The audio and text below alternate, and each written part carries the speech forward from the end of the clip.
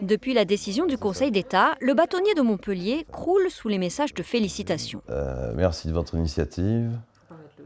Un grand merci à votre initiative, à ce succès qui profite à tous. 13 barreaux et organisations représentatives s'étaient joints à la requête des avocats de Montpellier qui réclamaient de pouvoir recevoir leurs clients au-delà de l'heure du couvre-feu. Les sages viennent de leur donner raison.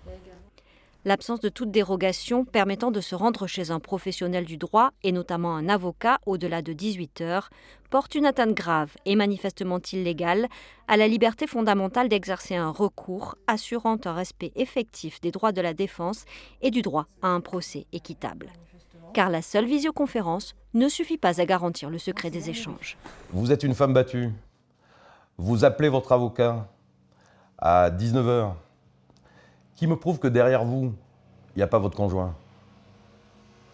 Donc on ne peut pas travailler comme ça. Quand on reçoit, par exemple, pour reprendre cet exemple, une femme battue, on la reçoit seule dans son bureau. Des visioconférences, Frédéric Morat, spécialiste du droit social et du droit du travail, se refuse à en faire, même s'il estime que le couvre-feu pèse de manière inégale sur ses clients. Il y a ceux qui sont autorisés à se déplacer et les autres. Hormis les professionnels, chefs d'entreprise, etc. Mais le particulier travaille jusqu'à 17h, 17h30, 18h et vient après. Si vous voulez, c'est deux poids, deux mesures. Les professionnels peuvent venir. C'est un peu comme le système, si vous voulez, du droit de la consommation. Il y a les professionnels et les autres. C'est-à-dire qu'on est dans une démarche aujourd'hui où les professionnels peuvent éventuellement se déplacer, les particuliers ne peuvent pas.